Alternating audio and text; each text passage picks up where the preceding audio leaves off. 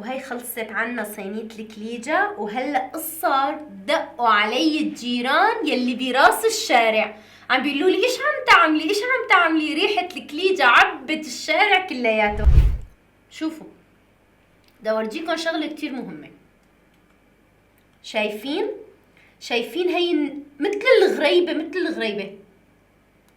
شوفوا يعني إلها هيك طقة قرمشة، بس بنفس الوقت عم بتدوب بالتم. فعلا كتير طيبة وناجحة 100%، ولا غلطة فيها، وبينشرب مع كاسة شاي. مرحبا يا حلوين، كيفكن؟ شو اخباركن؟ اشتقتلكن كتير اشتقتولي مثل ما انا اشتقتلكن.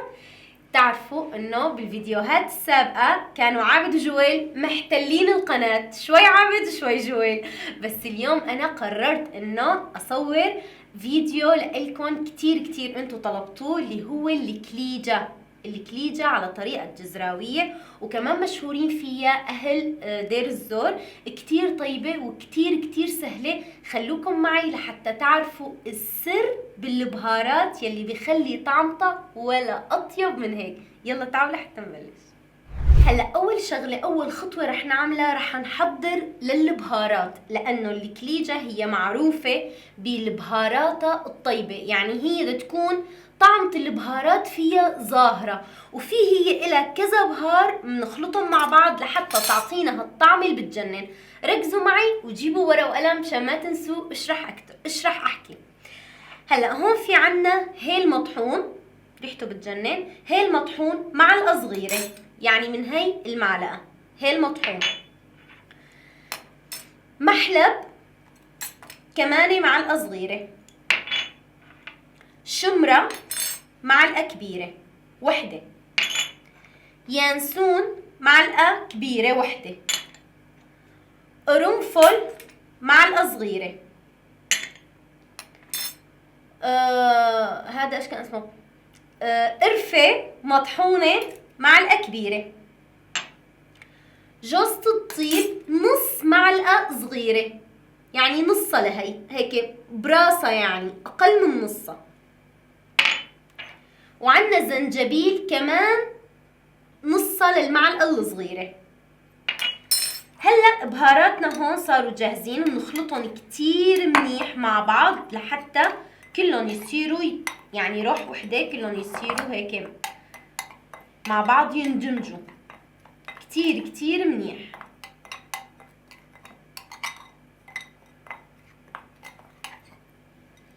الله، وحياة الله كأنه ريحة الكليجة. يعني هلا إذا بتعملوا هيك كأنه بإيدي صحن كليجة، لأنه الكليجة هي معروفة بالبهارات.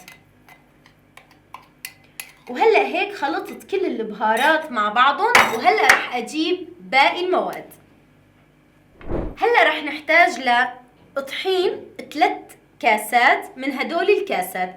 هلا أهم شيء متى ما بدينا بهاي الحجم الكاسة ننهي كل شيء بالذوب قياس بالكاسات بهذا الحجم. يعني عنا هون 3 كاسات طحين، بدنا كاسة وحدة من السمنة. هلا حطيت هون 3 كاسات طحين. مقدار كل كاسة طحين رح ناخد معلقة وحدة مقوبعة مطفحة من البهارات، 3 معالق، لأنه عنا هون 3 كاسات.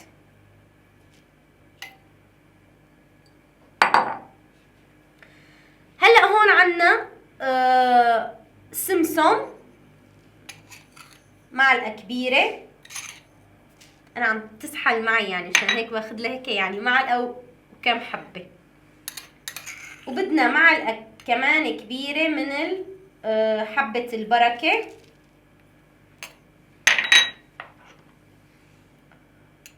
ورشروشة ملح.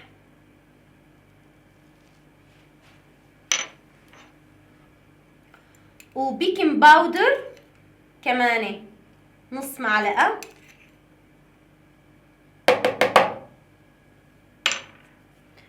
هلا قبل ما احط السمنة راح اخلطهم المواد الجافة كلهم مع بعض.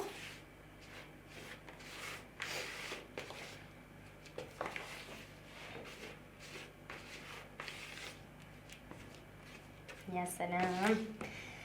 هاي الكليجة كنا ناخدها بحلب من عند شاكر بسليمانية، وكان في يعملها كتير طيبة، وكمان كان في واحد بالنيال بيعملها كمان لهي الكليجة، بتجنن كتير كتير كتير طيبة، وأنا كتير بحبها.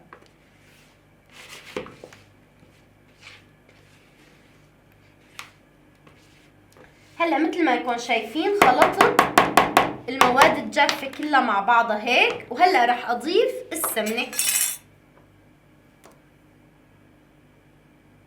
هلا انا استعملت سمنة، شوفوا شلون السمنة كيف لا جمدانة ولا سايحة مي، بدها تكون بحرارة المطبخ. بس انا اليوم الصبح احكي لكم اشتريتها للسمنة جديدة، فانا بستعمل سمنة اصيل، جبتها جديدة فاجت جمدانة جمدانة.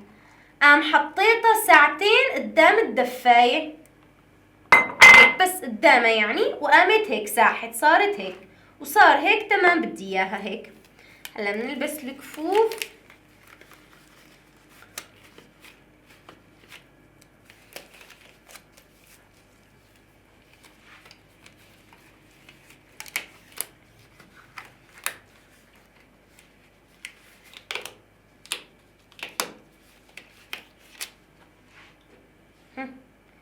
هلا ما بدي انزل فيها بايدي عجن، لا، بروز اصابيعي هيك بهذا الشكل.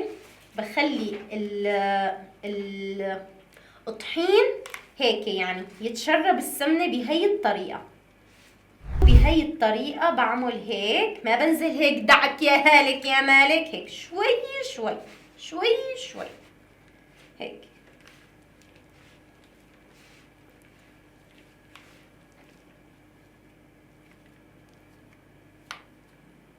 بخلي السمنة تاخد كل الطحين.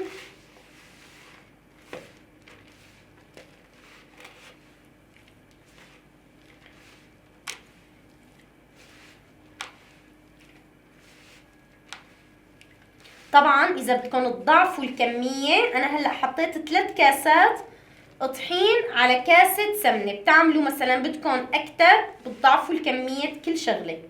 ومثل ما قلنا انه كل كاسة طحين بدها معلقة وحدة كبيرة مطفحة من البهارات اللي عملناهم. هلا من بعد ما خلصت دعك ايش رح اعمل؟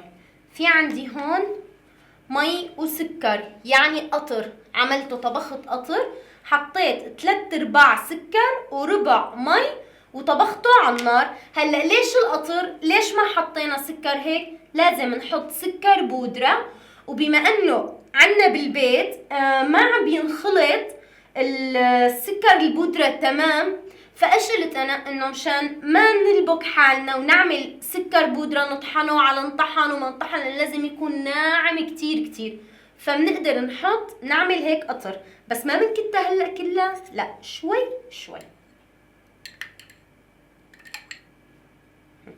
معلقتين هيك،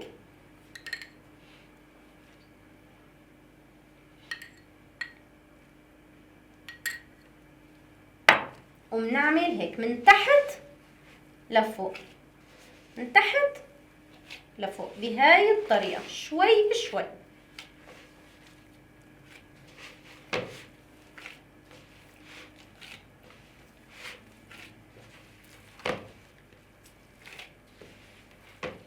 وما ضروري ما يعني ضروري نستهلكها كلها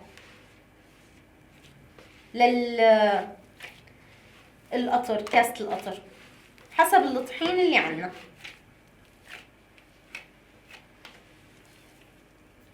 لسه عم بتلزق فلسه بحط القطر.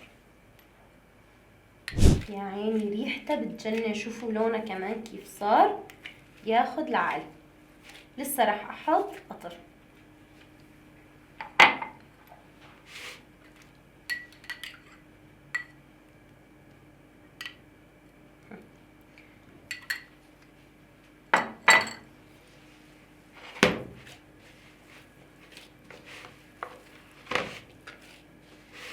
طبعا هلا من بعد ما منخلص دعك منريحها نص ساعة، ما فورا نشتغل فيها.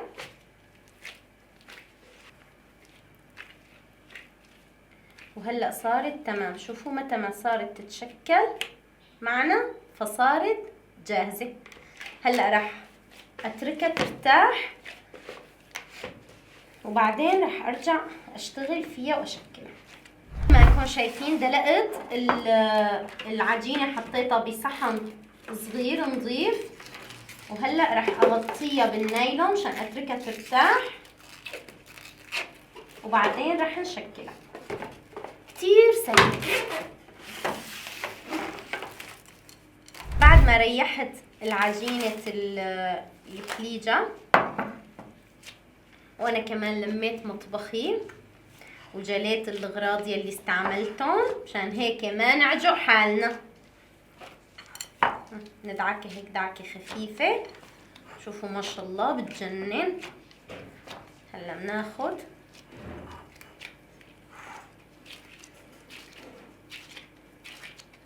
هاي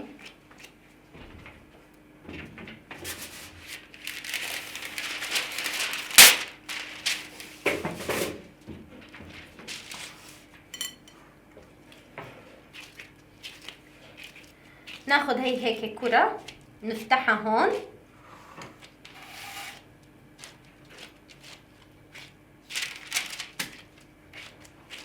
نفتحها هيك. ما بدنا اياها كتير تكون رقيقة ولا أنا كتير سميكة، عادي. منبلش منشكلها هيك بترتيب شكل مربع. شوفوا كيف بهذه الطريقة.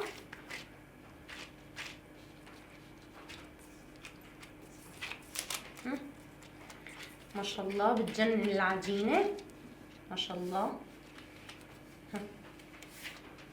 شوفوا كيف.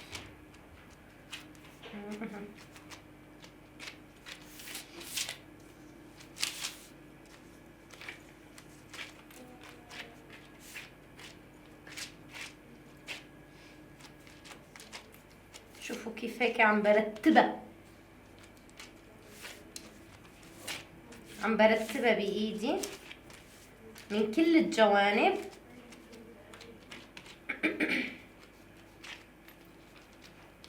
من بعد ما رتبتها هلا بجيب السكينة واي قياس بدكم اياه، بدكم اياها هيك، بدكم اياها هيك، انتو كيف بتحبوا. انا رح اعملها هيك هيك وبالعرض هيك.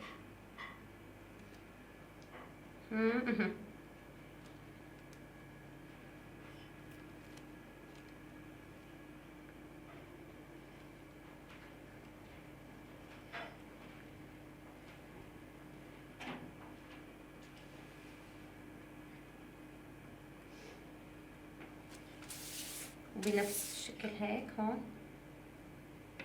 هدول طبعا ما باخدهم، برجع بعجنهم مع رفقاتهم. هي هلا بشيلها هيك شوي شوي وبحطها على الصينية. طبعا انا قبل ما يعني اشتغل فيها شغلت الفرن، مهيرة الفرن. هلا بحطهم هيك بهي الطريقة.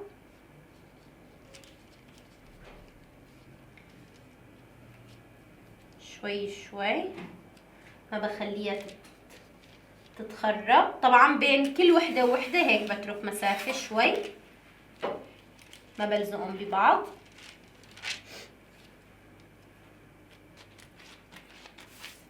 اذا بدكم كمان فيكم تعملوها، شوفوا كيف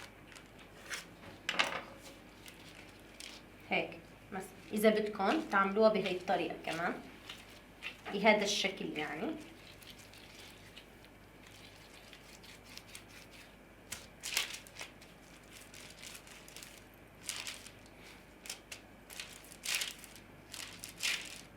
واذا عندكم قوالب تبعات المعمول فيكم تعملوها، بس انا حبيت انه اعملها هيك مثل ما كنت اشتريها واكلها.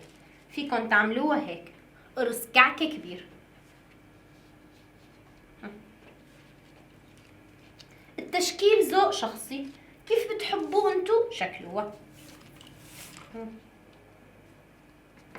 شوفوا كيف هلا رح اعملها بطريقة كتير حلوة.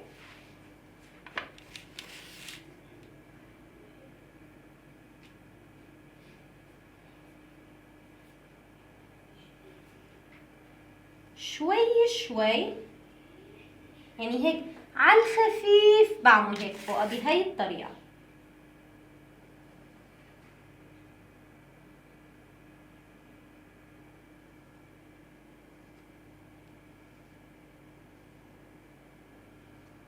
كتير شوي شوي. هلا ما رح اطول عليكم كتير. من بعد ما عملت هدول اكتملت عندي هي الصينية، بجيب صفار البيض وبحطه مع فانيل وبدهن على وشها. ليش؟ مشان تعطيني لمعة حلوة.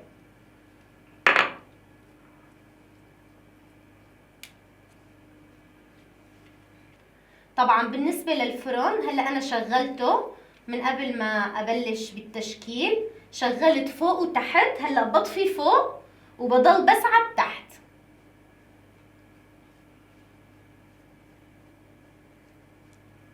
بس انا حميت الفرن وبس تستوي من تحت بشعلها من فوق، بس هيك يعني لمحة بسيطة يعني، بس هيك بس شي تاخد لون. قلت لكم طفيت الفرن من فوق وحطيتها على الفرن بس من هون من تحت، مو على الارضية، رفعته شوي وراح اتركها لبين ما تستوي. وهي خلصت عنا صينية الكليجة. وهلا صار دقوا علي الجيران يلي براس الشارع عم بيقولوا لي ايش عم تعملي، ايش عم تعملي، ريحة الكليجة عبت الشارع كلياته. وهلا رح ادوق معكم، رح اكل من هاي اللي عملتها الشكل المختلف.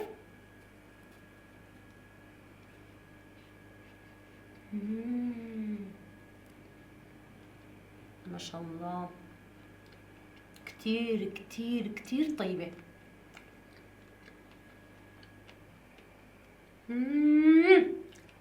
اسمعوا، شوفوا، بدي اورجيكم شغلة كتير مهمة. شايفين هي مثل الغريبة، مثل الغريبة. شوفوا يعني إلها هيك طقة قرمشة، بس بنفس الوقت عم بتدوب بالتم. فعلا كتير طيبة وناجحة 100%، ولا غلطة فيها. وبينشرب مع كاسة شاي. الله، ما أطيبها، ما أطيبها عن جد، سبحان الله ما أطيبها. وحياة الله ما فيها ولا غلطة، وريحتها ولا أروع. بنصحكم إنه تعملوها وبنفس الطريقة، وتكتبوا لي بالتعليقات إيش رأيكم. رح أشرب شفة كمان. يا سلام.